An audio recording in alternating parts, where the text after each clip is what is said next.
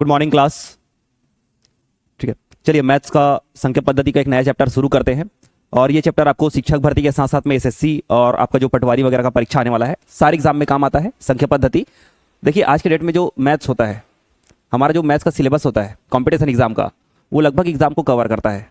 ठीक है, छत्तीसगढ़ शिक्षक भर्ती टीटी में आप देख लीजिए, पिछले भर्ती को ही उठा के देख लीजिए, एक अच्छे लेवल का मैथ्स का क्वेश्चन आया था। ठीक है, तो अब आप ऊपर ऊपर से मैथ्स पढ़ेंगे तो मैथ्स नहीं बनने वाला है, मैथ्स को समझना पड़ेगा। ठीक है, तो आप थोड़ी देर क्लास देखें, आपको समझ में आ जाएगा अपने को पढ़ना कैसे होता है। ठीक है, और बनेगा, श्योर है। ठीक है, मैथ्स उतना भी लोग बना के रखें कठिन, ठीक है, कठिन है नहीं, उसके पीछे कॉन्सेप्ट को अपन समझते हैं। ठीक है भाई, चलिए सबसे पहले तो गणित शुरू कर रहे हैं। ठीक है, सभी एग्जाम में काम में आएगा, इस चीज को आप समझ लीजिए। ठीक है, संख्याओं के बारे में थोड़ा सा देख लेते हैं। संख्याएं बहुत प्रकार की होती हैं। कई बार हम बोलते हैं सम संख्या किसे कहते हैं, विषम संख्या किसे कहते हैं, तो ये तो बहुत आसान है, सम संख्या विषम संख्या। जो दो से भाग चले जाए वो सम संख्या है, और जो दो से भाग ना जाए वो विषम संख्या है। हाँ या ना? जैसे दो के पहाड़े में आप या तो पीछे में कुछ, चलिए मैं संख्याएं लिख देता हूं, 2 3 4 5 6 7 8 9 10, इसके बाद फिर हो गया 11। ठीक है, तो विषम संख्याएं जिसके इकाई में आपको 1 3 5 7 9 ये सब दिखे, ये विषम संख्याएं होंगी। जिसके इकाई में, जी इकाई में पीछे तरफ, और जिसके इकाई में आपको 2 4 6 8 0 दिखे वो सम संख्याएं होती हैं। इतना तो अपने को आइडिया है सम और विषम का। ठीक, अब इसके बाद फिर आप देखिए, मैं एक ये स्केल लेता हूं, ये स्केल लेता हूं। अगर मैं इस स्केल में 1 2 3 4 ऐसे करके अनंत तक धनात्मक संख्याएं लिखता हूं, जिसके आगे कोई चिन्ह नहीं रहता ना, वो ऑलरेडी धनात्मक संख्याएं होती हैं। ठीक है, तो इन संख्याओं को प्राकृत संख्या कहा जाता है, नेचुरल नंबर कहा जाता है।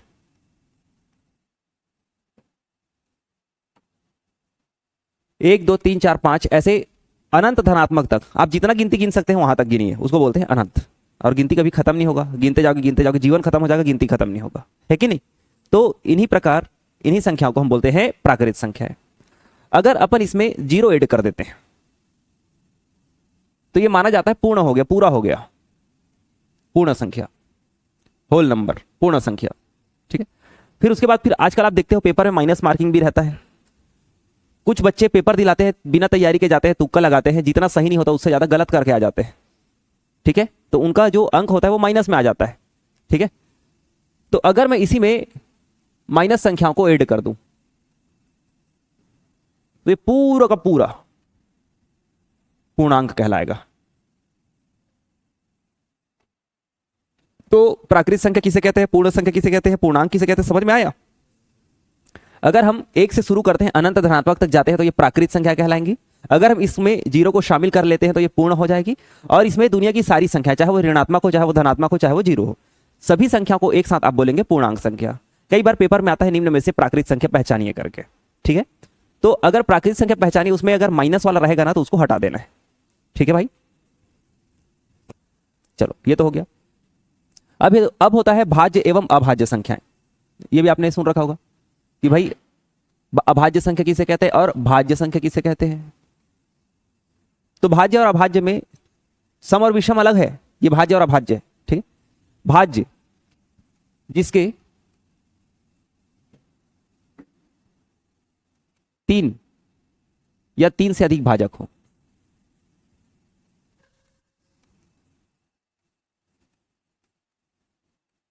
भाजक का मतलब होता है काटने वाली संख्या, 3 या 3 से अधिक भाजक हो, इसको बोलते हैं भाज्य संख्या।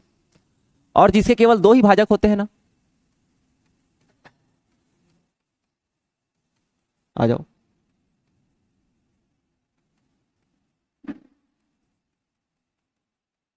ये अभाज्य संख्या होती हैं। जिसके केवल 2 ही भाजक होते हैं वो अभाज्य संख्या होती है, और जिसके 3 या 3 से अधिक भाजक होते हैं वो भाज्य संख्या होती है। ठीक, जैसे मैं एग्जांपल के लिए आपको दिखा देता हूं। अब आप देखिए यहां पे मैं 5 लिखता हूं, तो 5 को कौन कौन भाग दे सकता है? 1 और 5, इसके अलावा इसे कोई भी भाजक नहीं है, इनको बोलते हैं अभाज्य संख्या। जबकि मैं यहां पे लिखता हूं 9, यहां मैं लिखता हूं 4, 9 और 4 मैंने दोनों लिखा भाई। सम विषम नहीं देखा जाता है, मैं फिर से बता रहा हूं इसमें, ठीक है। भाज्य और अभाज्य अलग है। वैसे आप देखोगे तो ये तो विषम दिख रहा है, वो तो सम दिख रहा है। भाज्य भाज्य में सम विषम वाला कहानी नहीं होता है। इसमें कितने संख्याओं से भाग जा सकता है वो मैटर करता है। 9 को आप किससे किससे भाग दे सकते हो मालूम है? 1 से दे सकते हो, 3 से दे सकते हो, 9 से दे सकते हो। लिखा है ना भाई, 3 या 3 से अधिक, ये तो लिखा है। कम से कम 3 भाजक होते हैं। एक तो 1 होगा, एक तो स्वयं होगा, और कुछ अन्य नंबर्स भी होंगे भाजक, ठीक है। वैसे 4 भी है, 4 1 से भी जाता है, 2 से भी जाता है, 4 से भी जाता है। कुछ संख्या 3 से ज्यादा संख्याओं से भाग जाती है। जैसे मैं लिख देता हूं यहां पे 12, तो 12 को भाग देने वाला 1 भी है, 2 भी है, 3 भी है, 4 भी है, 6 भी है, स्वयं 12 भी है। ये भाज्य संख्याएं हैं। अब आते हैं अभाज्य संख्या प्राइम नंबर में। 5 हो गया, 7 हो गया, 17 हो गया। मतलब इसमें 2 भाजक कौन कौन से होते हैं मालूम है? 2 ही भाजक, उसमें से एक रहता है 1 और दूसरा रहता है स्वयं। इसको बोलते हैं अभाज्य संख्या। क्लियर? अब बात करते हैं 2 का। 2 का बात करते हैं। 2 भाज्य है कि अभाज्य है? 1 भाज्य है कि अभाज्य है? ठीक है, उठाया करो यार।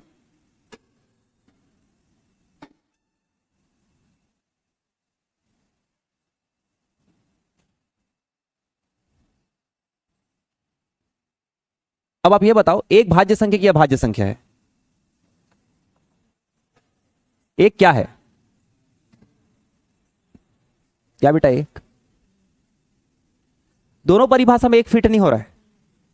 अभाज्य संख्या के लिए भी एक क्राइटेरिया है भाई, उसके लिए कम से कम 2 भाजक होने चाहिए। 1 को तो केवल 1 ही भाग दे सकता है। 2 संख्या है क्या?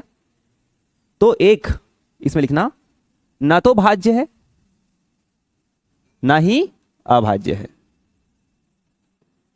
1 कहीं भी नहीं है। 1 ना तो भाज्य है ना तो अभाज्य है। क्लियर रहेगा? अब बात करते हैं 2 का। बस इन्हीं दो ठाने को समझ लो, बाकी सारा चीज तो एकदम सरल होता है। 2 को भाग देके देखो, 2 एक तो 1 से भाग जाएगा, 2 एक तो 2 से भाग जाएगा। पूर्णतः भाई, मतलब 1 और स्वयं से भाग जा रहा है, तो यहां पे जो 2 है दिक भाज्य रहा होगा, लेकिन वह है अभाज्य। वो कौन सी संख्या है? अभाज्य। और 2 एकमात्र सम अभाज्य संख्या। इसके बाद जितनी भी सम संख्याएं मिलेंगी सारी की सारी भाज्य संख्या मिलेंगी। 2 एकमात्र सम अभाज्य संख्या है।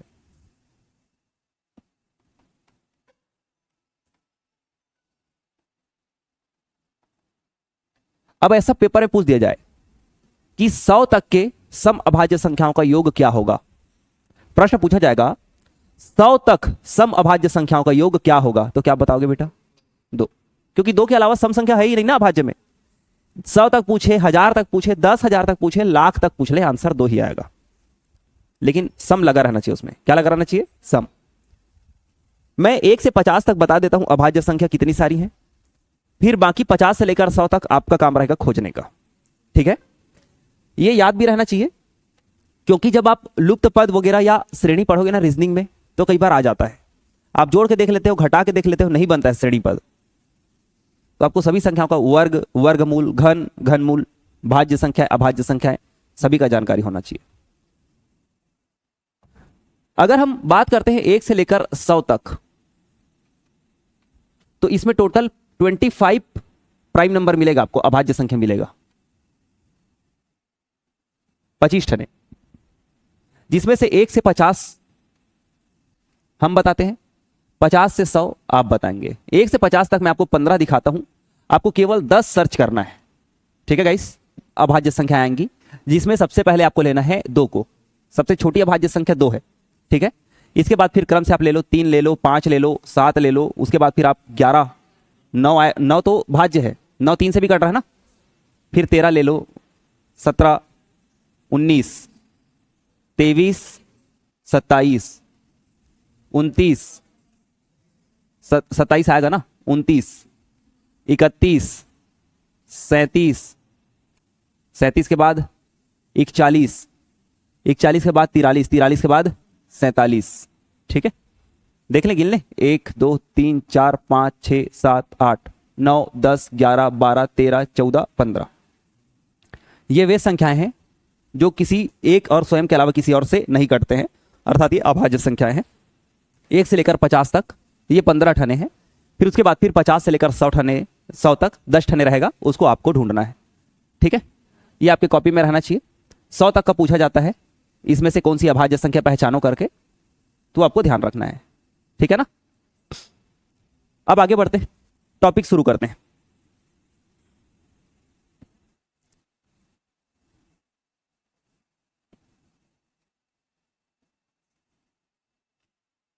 समांतर श्रेणी का।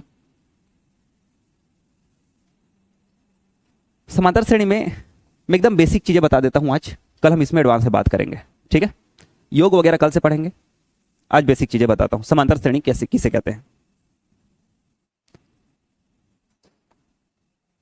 तो समांतर श्रेणी, समान अंतर पर आने वाली श्रेणी।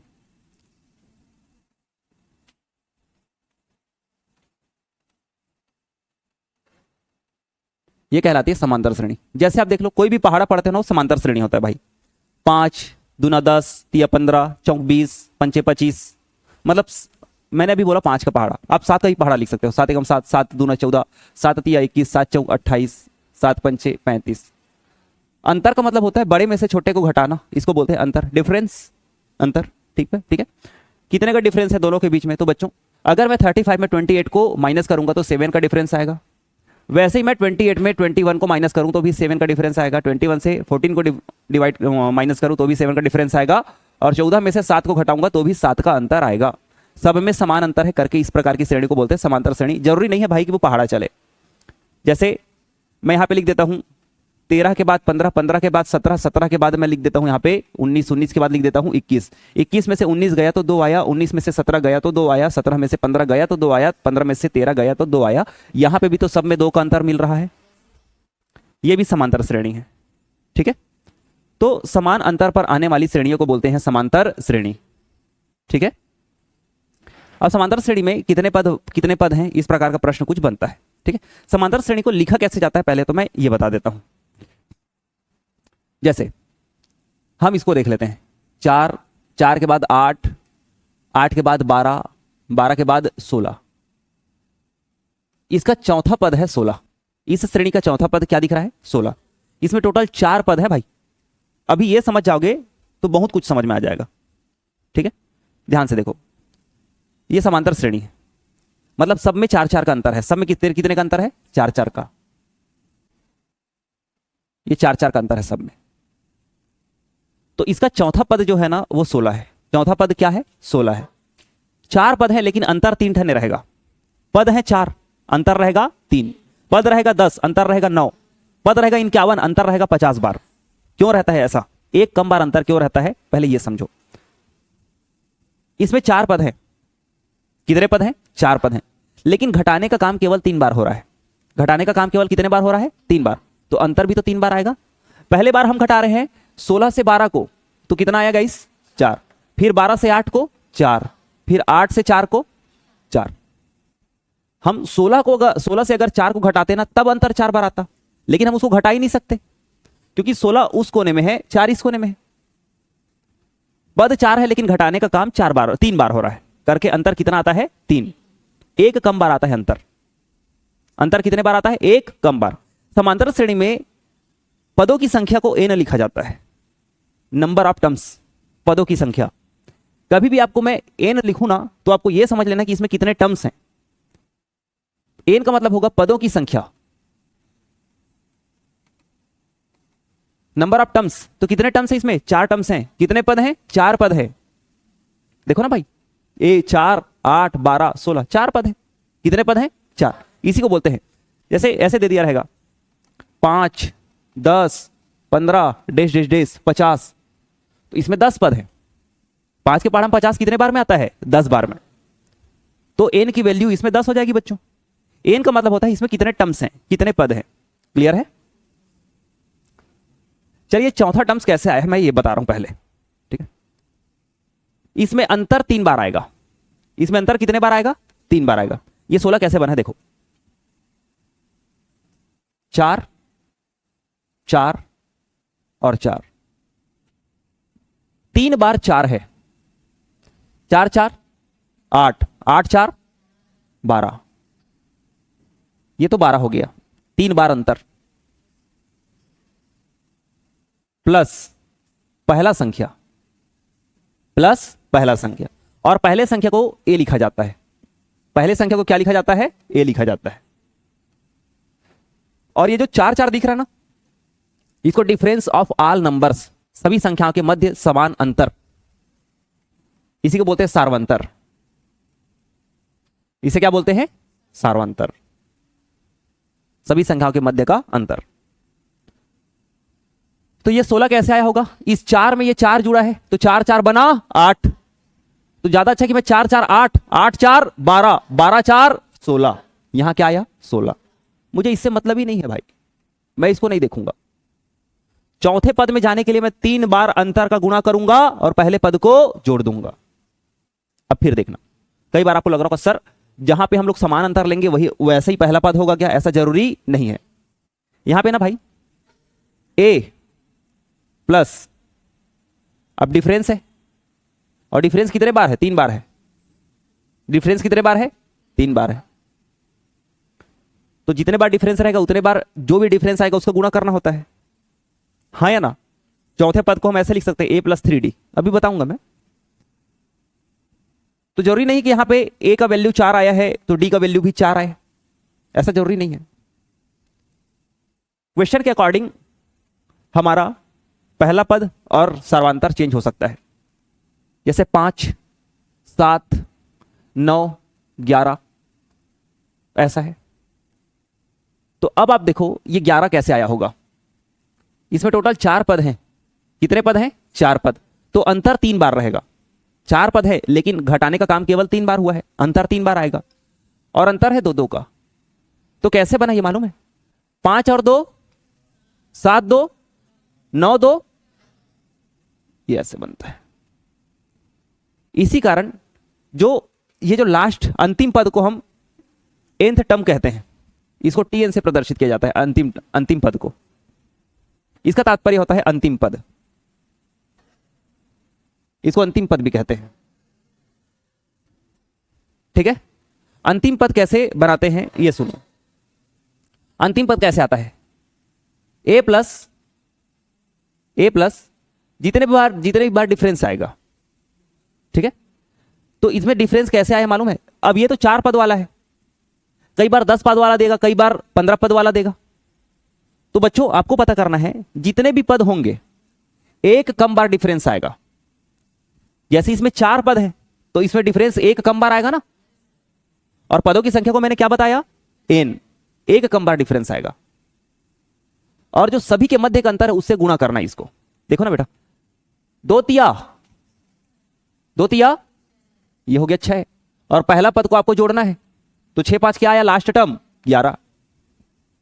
तो पहले तो जितने भी बार अंतर है, तो जितने पद हैं उससे एक कम बार अंतर होगा, n-1, ये अंतर है। और अंतर कितने का है? अंतर आएगा आपका इसमें 2 2 का है, तो इसको सब में अलग अलग चेंज हो जाएगा ना। तो इसे मैं क्या लिख सकता हूं? डिफरेंस को ऐसा लिख सकता हूं। तो आपका अंतिम पद निकालने का एक फॉर्मूला तैयार होता है यहां पे बच्चों, a plus n-1d, a plus n-1d। अब यहां पे आप 2 बातों को और ध्यान रखना। एक तो मैथ्स में कैलकुलेशन कैसे किया जाता है, आपको एक तो गुणा दिखेगा, एक तो प्लस माइनस दिखेगा, जो भी चीज दिखेगा।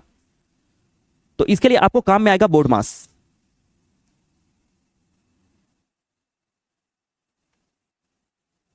सबसे पहले बच्चों ब्रैकेट को हल किया जाता है।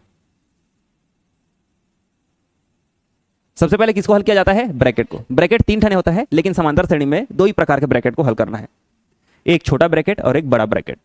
ठीक है, उसके बाद फिर ऑफ तो इसमें नहीं आएगा, का वा वाला इसमें नहीं आएगा। फिर उसके बाद फिर अगर कोई भी चिन्ह दिखे, सबसे पहले तो ब्रैकेट के अंदर हल करना है, चाहे प्लस दिखे माइनस दिखे जो दिखे। इसके बाद फिर अगर आपको चिन्ह दिखाई देता है भाई, तो पहले आप भाग करेंगे, डी से डिवाइड, एम से मल्टीप्लाई, ए से एडिशन, एस से सब्सट्रैक्शन। धन और ऋण आखिरी में होता है, पहले भाग होता है, फिर गुणा होता है, फिर धन और ऋण, ये ऐसे होता है। ठीक है, अब दूसरी बात जो आपको समझना है, यह समझना चर राशि और अचर राशि में। चर राशि किसे कहते हैं, अचर राशि किसे कहते हैं? चलो मैं संख्या ही बोल देता हूं, चर संख्या, अचर संख्या। चर का मतलब होता है चरने वाली, अपनी मान बदलने वाली। जैसे हमको कोई क्वेश्चन हल करते हैं मैथ्स में, तो थोड़ा उठा लिया करो, ठीक है। चर राशि का मतलब क्या होता है, जो अपना मान चेंज करता है। कई बार x का मान किसी प्रश्न में 40 आता है, किसी प्रश्न में 50 आता है, अलग अलग आता है, ठीक है। लेकिन बच्चों ये बताओ, 7 को आप हर जगह 7 लिखोगे? पहाड़े में 7 7 ही रहेगा, है ना, 7 एकम 7। संख्याओं में 7 7 ही रहेगा, 1 2 3 4 5 6 7। अगर कहीं पे 7 लोग हैं तो उसको 7 ही लिखोगे। 7 को आप 8 लिख सकते हो क्या? 7 को आप x लिख सकते हो क्या? हमने ले देके x को हल करके 7 बनाया होगा, 7 को फिर से x थोड़ी ना लिखेंगे। कोई संख्या अपने मूल रूप में होती है, उसका मान नहीं बदलता है, उसे बोलते हैं अचर राशि। और a b c d x y z हम जो भी मानते हैं, आखिरी में उसका मान अलग अलग आता है। कई बार आप गणित को सॉल्व करते हैं तो एक्स का मान कई बार अलग आता है। ए प्लस बी का होल स्क्वायर जैसे आ गया तो ए का मान अलग आता है, बी का मान अलग आता है। जो अल्फाबेट होते हैं ना, उसको चर राशि बोलते हैं। अल्फाबेट को क्या बोलते हैं? चर राशि।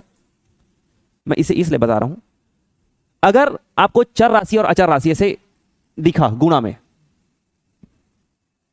एक है अचर राशि और एक है चर राशि, ये गुणा में दिखा तो बीच में गुणा का चिन्ह नहीं लगा रहेगा बच्चों। वो आपको पहचानना है कि इसमें गुणा का चिन्ह है, कोई भी चिन्ह नहीं लगा रहेगा, 7x। और अगर आखिरी में हल वगैरह करके अगर x का मान अगर 3 आया बच्चों, तो 7 गुणित 3 अर्थात 21 करना होता है। चर राशि और अचर राशि एक साथ जब दिखते हैं ना, तो बीच में कोई चिन्ह नहीं दिखता है, तो आपको बाय डिफॉल्ट उसमें गुणा का चिन्ह लगाना है, मानना है, ये रहता है। भाग रहेगा तो भाग दिखेगा, प्लस रहेगा तो प्लस दिखेगा, माइनस रहेगा तो माइनस दिखेगा, गुणा नहीं दिखता मेरे भाई। क्लियर?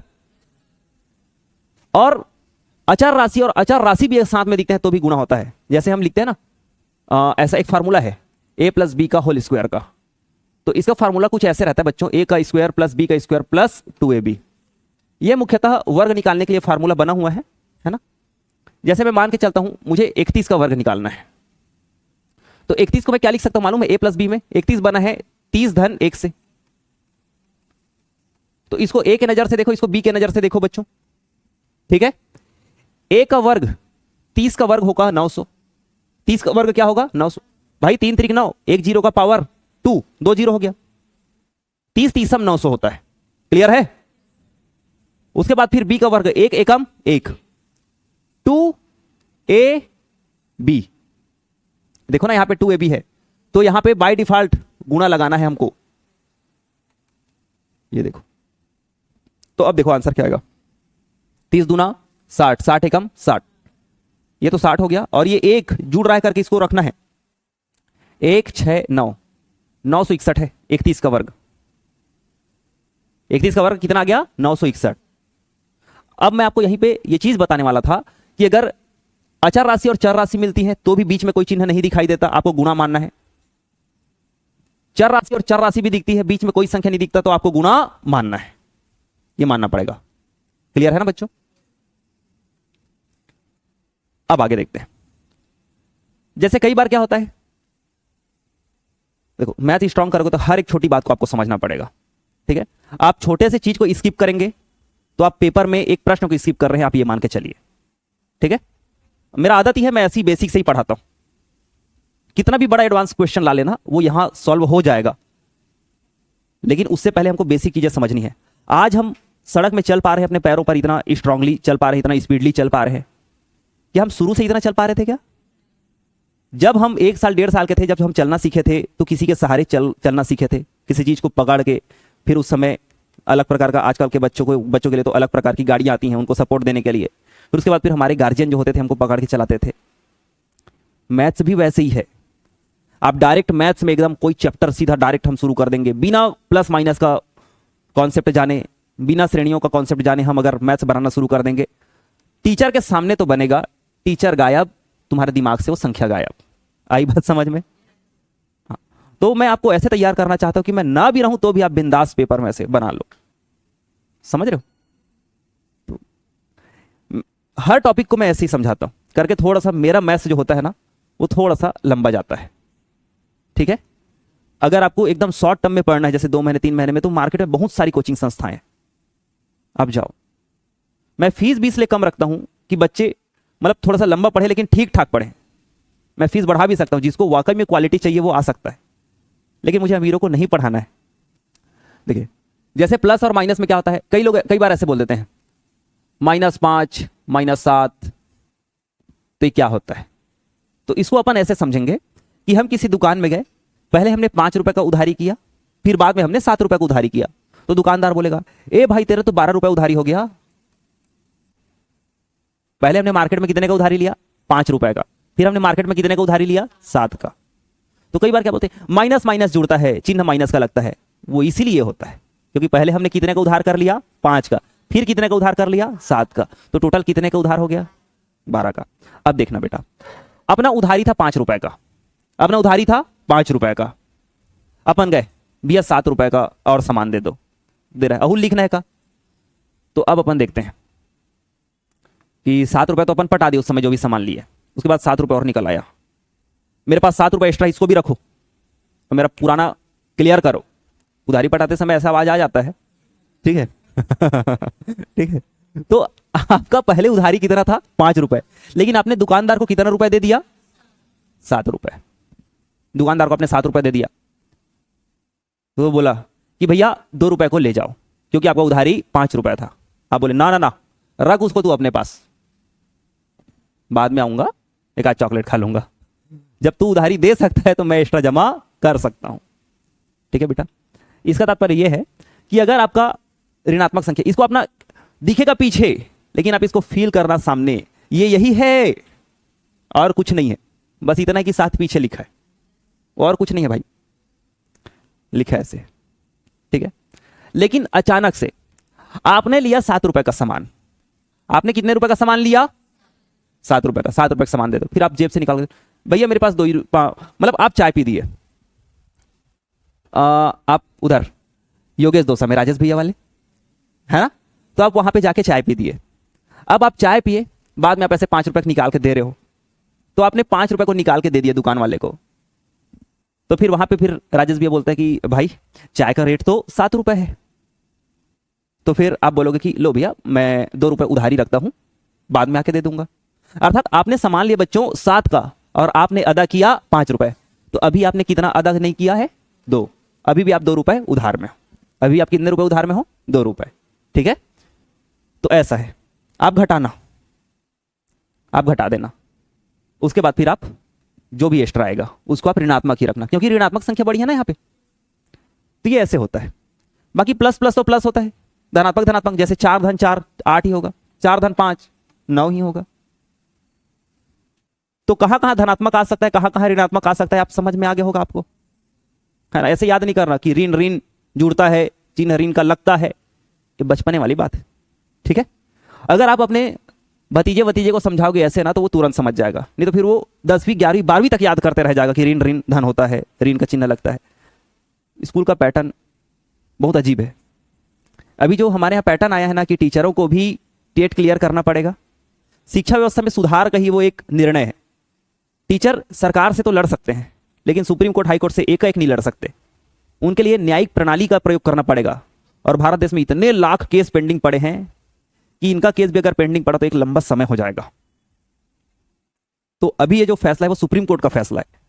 जो टीचर के रूप में कार्यरत हैं, जो हमको आपको पढ़ाए होंगे सरकारी स्कूल में, उन टीचरों का भी अगर टीटी क्लियर नहीं हुआ तो उनको निकालना अनिवार्य है, नहीं तो 2 साल बाद उनको या तो इस्तीफा देना पड़ेगा या तो उनका पदोन्नति रुक जाएगा, ये ऐसा है।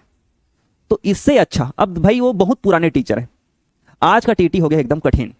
आज कथन और कारण में पुराने लोगों से अगर वो पढ़ते हैं और पुराने तरीके से वो पढ़ते हैं तो फिर आज का तो नहीं कर पाएंगे, भले माइनस मार्किंग नहीं है। और किस्मत साथ, मैं मान के चलता हूं 30 प्रश्न दे सकता है, 40 प्रश्न किस्मत साथ दे सकता है। कई लोगों को टीटी क्लियर करने के लिए 82 नंबर 75 नंबर ऐसे लगते हैं ना, कैटेगरी वाइज। सीटेट का अलग है, सीजीटीटी का अलग है, तो मेहनत तो करना पड़ेगा, है कि नहीं, वो करना ही पड़ेगा उनको। तो उनको ना इस प्रक्रिया को नहीं देना चाहिए था, उनको बोल देना चाहिए था कि हम आपके लिए अच्छा ट्रेनर भेज रहे हैं। यहाँ ट्रेनिंग देने भी आते हैं तो वो लोग चाय बिस्किट नाश्ता करके निकल लेते हैं। हमारे देश में शिक्षा व्यवस्था इतना ही खतरनाक है, मैं क्या बताऊं। टीचरों के बहुत ट्रेनिंग होते हैं, हर साल ट्रेनिंग होते हैं, लेकिन ट्रेनिंग में चाय नाश्ता ज्यादा होता है। ट्रेनिंग में अगर उनको बच्चों को ऐसे पढ़ाना है, ये सिखाना है, वो सिखाना है, स्ट्रिक्टली पढ़ाना चाहिए, है ना। कि आपको इसको ऐसे पढ़ाना ही है बच्चों को करके। पढ़ाने का तरीका स्ट्रिक्ट रहना चाहिए, टीचर स्ट्रिक्ट नहीं रहना चाहिए, टीचर फ्लेक्सिबल रहना चाहिए, है ना।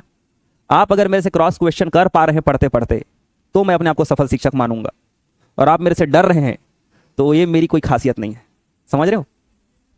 स्कूल में हमारा यही हालत होता है, हम टीचर से क्रॉस क्वेश्चन नहीं कर सकते, डर में सदमे में रहते हैं। हमको वर्क मिलता है तो हम घर में जाके परीक्षा बोध से लिख के आते हैं, है ना। इसी कारण हमारा जो देश है, कुछ राज्य को छोड़ के हमारे देश में बाकी राज्यों में शिक्षा व्यवस्था बहुत बेकार है, जिसमें हम छत्तीसगढ़ वाले भी शामिल हैं। ये हम आज कॉलेज वाले बच्चे बैठे हैं मेरे सामने, इनको आज ये चीज समझाना पड़ रहा है। और मजे की बात है कि स्कूल टाइम में भी ये जो समांतर श्रेणी वगैरह वाला कॉन्सेप्ट है इस प्रकार का नहीं पढ़ाया गया था, डायरेक्ट सूत्र रटा दिया गया था, ये सूत्र है करके कैसे बनता है क्या बनता है ऐसे नहीं बताया गया था, ठीक है ना। हाँ, तो अब मैं चाहता हूं कि आप जब आगे पद में जाएं तो आपके बच्चे ऐसे ना रहें, उनको स्कूल में ही इतना पढ़ा दो कि वो डायरेक्ट फिर अभी से ही वो प्रिपरेशन शुरू कर दे अपना, है ना, वो अभी से ही चीजों को समझना शुरू कर दे। चलिए अब हम लोग सीधे प्रश्न उत्तर पे आते हैं, प्रैक्टिस करते हैं, ठीक है। जैसे जैसे एग्जाम में प्रश्न पूछा जाता है हम उनको हल करते हैं। आपके पास एक प्रश्न दिख रहा है, 7 के बाद 10 है, 10 के बाद 13 है, और पूछा जा रहा है इस श्रेणी का 25वां पद क्या होगा। तो जैसा कि आपको मालूम होगा, समांतर श्रेणी में ए होता है प्रथम पद, एन होता है पदों की संख्या,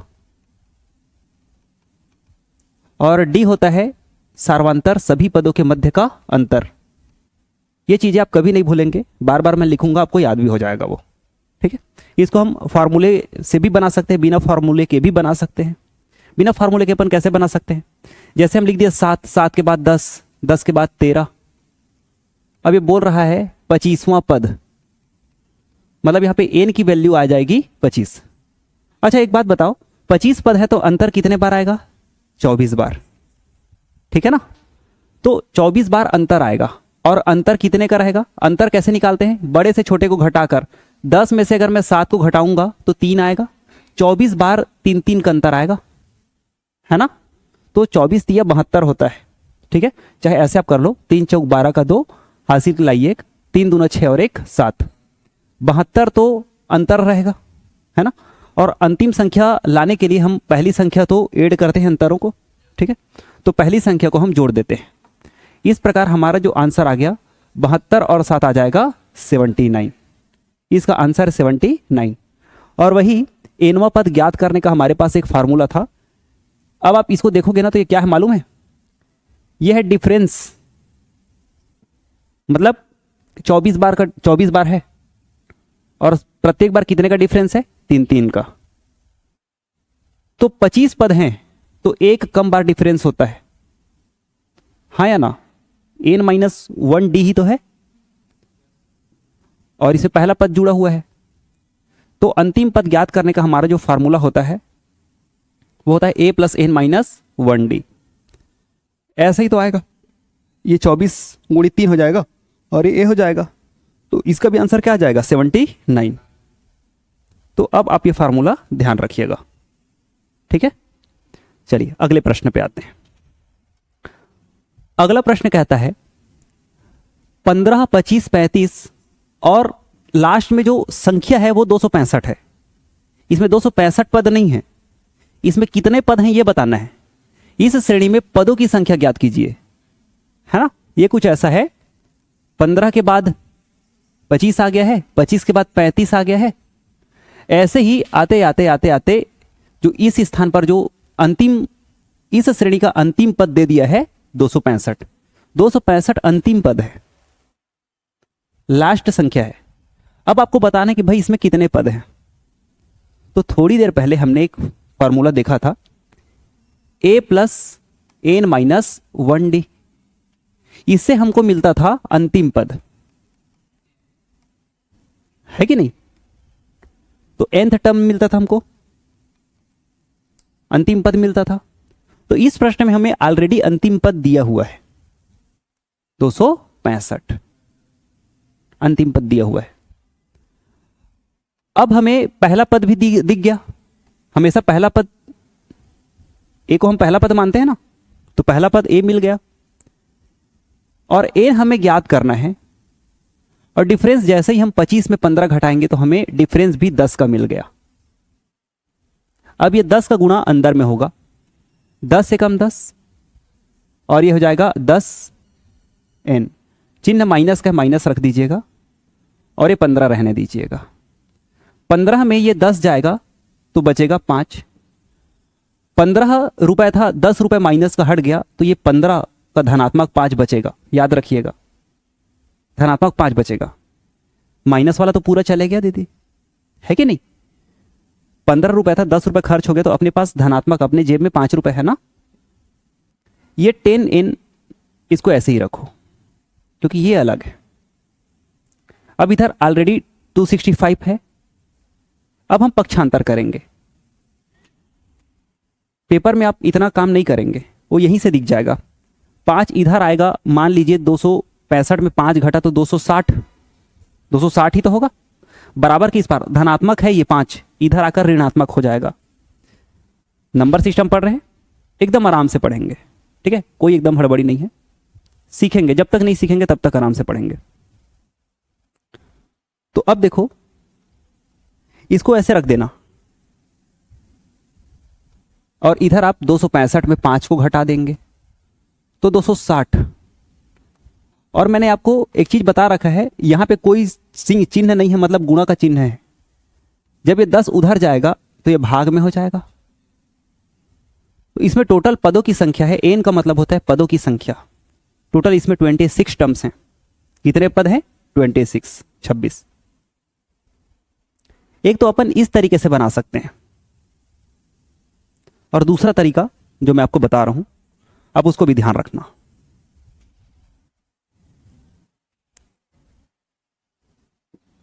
हम इसको और कैसे बता सकते हैं, इसमें कितने पद हैं। एक तो अंतिम पद उठा लो और इसे माइनस कर दो प्रथम पद को और भाग दे दो सार्वंतर से। फिर उसके बाद फिर इसमें 1 जोड़ दो, तो इससे भी आपको मिल आएगा।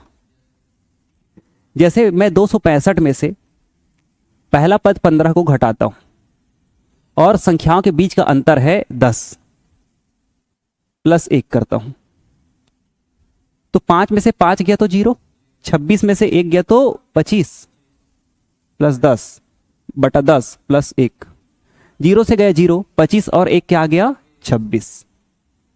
हमारे पास एक ये तरीका भी है, अगर अंतिम पद दिया रहे और इसे पूछा जाए कितने पद हैं, तो हमें अगर ये तरीका याद नहीं आया पेपर में, ये तो हमें परमानेंट याद रहेगा। हम दोनों ही तरीके से निकाल सकते हैं, ठीक है भाई, नोट कर लीजिए इसको। मतलब अगर एक तरीके से बना लिए हो तो दूसरा तरीका नोट कर लो, दोनों तरीके से बना सकते हैं जी। अब ये फार्मूला क्या है, मतलब हाँ देखिए, ये फार्मूला ये लंबा नहीं है दीदी, इसको ना लंबा बनाए हुए एक एक चीज को ध्यान दिया हूं मैं इसमें। एक समय में हाँ हाँ, और एक समय में आज से 2 महीने बाद आप इसको यहीं खत्म कर दोगे, मतलब इसको 3 लाइन में बना देंगे। ये बार बार लिखने की आवश्यकता नहीं रहेगी, हमने इसको लिखा है, अपने को कॉपी चेक थोड़ी ना करवाना है। अपन डायरेक्ट इसको 260 और ऐसे ये देखो ऐसे आ जाएगा 260 10n, n बराबर 26 यहीं आ जाएगा, है कि नहीं। ये सब फालतू काम नहीं करेंगे। अभी आप बिगिनर हैं करके मैं इतना पढ़ा रहा हूं, कुछ दिन बाद आप देखेंगे मैथ्स का स्पीड तो आपको मजा आ जाएगा।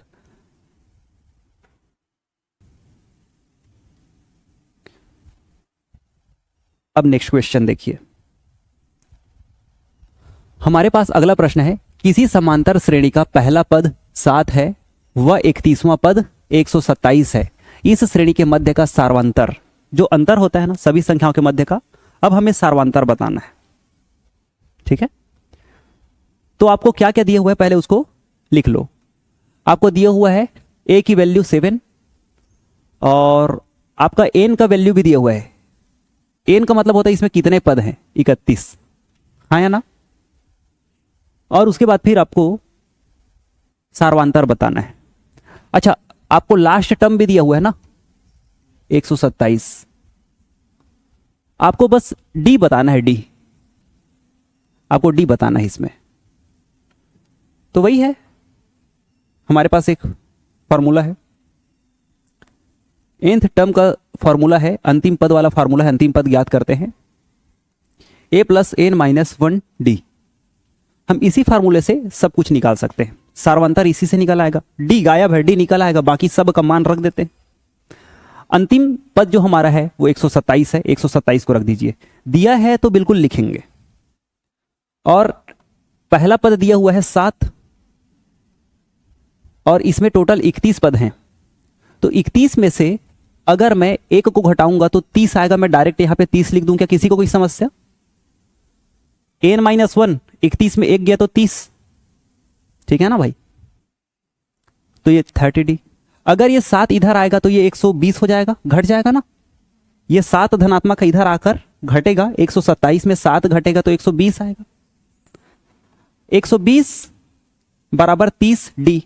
अब आपको मालूम है ये गुणा में है, इधर आएगा भाग हो जाएगा, तो ज्यादा अच्छा है कि बराबर बराबर में मैं ऐसे ही काट दूं, या तो फिर आपकी मर्जी, एक लाइन चलाने में कोई दिक्कत नहीं है।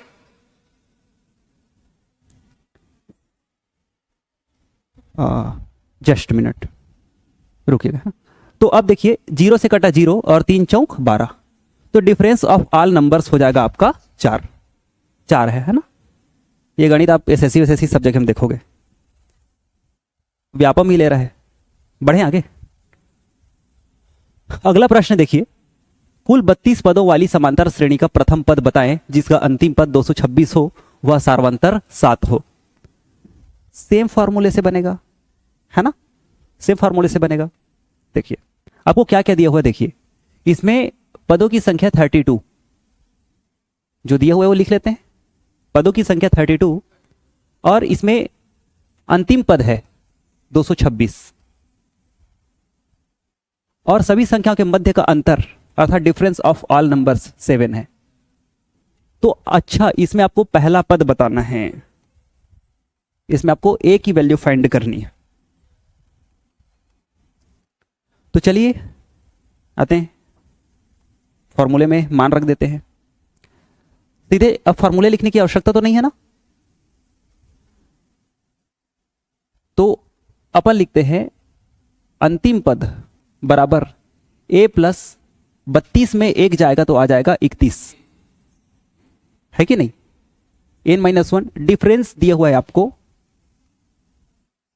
7, तो 7 एकम 7, 7 दिया 21, 217 हो रहा है। क्या मैं इस 217 को बॉर्डर पार करा दूं? और बॉर्डर पार होने के बाद जो धनात्मक है वो हो जाएगा ऋणात्मक। तो 226 में 217 अगर गया तो सीधा सीधा 26 में 17 जाएगा तो 9 आएगा। क्या आएगा? 9। तो पहला पद आ गया आपका 9। ये इतना आसान है, ठीक है? जहां जहां जो जो दिया था हमने सीधा रख दिया, फार्मूला वही है, a plus n minus 1d। चलिए अगला प्रश्न आप देखिए। अगला प्रश्न कह रहा है एक समांतर श्रेणी का 5वां पद 16 है और 9वां पद 22 है, तो श्रृंखला का 7वां पद क्या होगा? अब ना तो आपको इसमें पहला पद दिया हुआ है, ना तो सार्वंतर दिया हुआ है, ठीक है? और यहां पे n की वैल्यू भी नहीं दी गई है, मान के चलो ये कितने टर्म्स वाला ये भी नहीं दिया गया है। तो इसे कैसे बनाएंगे? पहले इसके पीछे का बेसिक समझिए। समांतर श्रेणी बना कैसे है, एक बार फिर मैं बता रहा हूं। जैसे यहां पे मैं लिखता हूं 4, 6, 8, 10। ये 10 कैसे बना होगा? इसमें 4 पद हैं तो 3 बार अंतर हुआ होगा। 4 पद के लिए अंतर कितने बार है? 3 बार। समांतर श्रेणी में पहले पद को लिखा जाता है a, दूसरे पद को लिखा जाता है a प्लस डी। पहला पद 4 है, दूसरा पद है 4 धन 2। देखो ना, दूसरा पद क्या है भाई? 4 धन 2, मतलब a की वैल्यू 4 है, 4 और 2 कितना हो गया? 6, है कि नहीं? इसके बाद फिर तीसरे पद में हम आएंगे तो क्या लिखेंगे मालूम है? 2 बार डिफरेंस है। देखो डिफरेंस कितने बार है, 2 बार है। 2 बार डिफरेंस को पहले पद में जोड़ दो। देखिए 2 2 4, 4 और 4 8, 8 आया ना। तीसरे पद के लिए हमने 2D लिखा। तीसरे पद में जाने के लिए 2 बार अंतर मिल रहा है और जो भी अंतर रहेगा उससे गुणा करेंगे। चौथे पद में जाने के लिए हम कैसे लिखेंगे, a plus 3D, a plus 3D। मतलब भाई इसको अगर मैं हटा देता हूं, जैसे 5 के बाद 8 लिखता हूं, 8 5 3 8 और 8 3 11 और 11 3 14। चौथे पद में आने के लिए 3 का 3 बार डिफरेंस है, 1 बार 2 बार 3 बार, 3 बार डिफरेंस है। तो 3 त्रिक 9 हो गया और पहला पद क्या है 5, 9 और 5 14 हो रहा है ना। चौथे पद में जाने के लिए 3 बार अंतर हुआ है दीदी। वैसे ही 9वें पद को आप कैसे लिख सकते हो मालूम है, पहला पद प्लस 8 बार डिफरेंस रहेगा, ये हम 9वां पद लिख सकते हैं। देखो चौथे पद के लिए 3 बार डिफरेंस हुआ है, तीसरे पद के लिए 2 बार डिफरेंस हुआ है। आया समझ में। 17वें पद को क्या लिखोगे बताओ जरा, 16D। समझ गया ना बस। तो अब आप ये देखिए,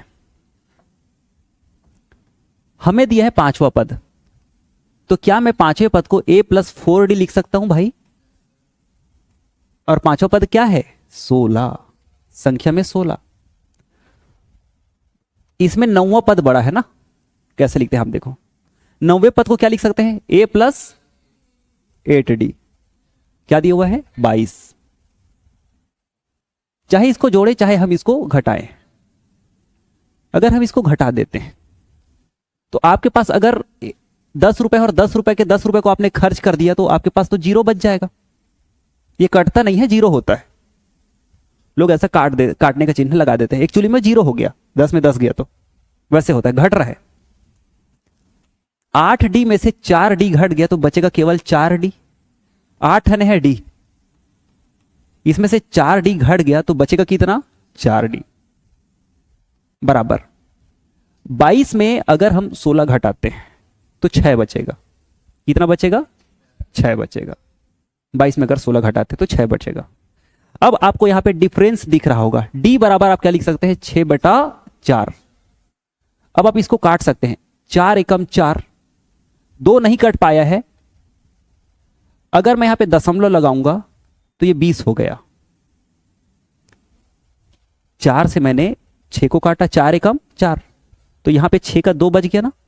ये दशमलव लगाया तभी ये 0 बनेगा, 20 बनेगा। अब मैं इसको 4 से काट सकता हूं, 4 पंचे 20, तो D की वैल्यू आ गई 1.5। D की वैल्यू क्या आ गई 1.5।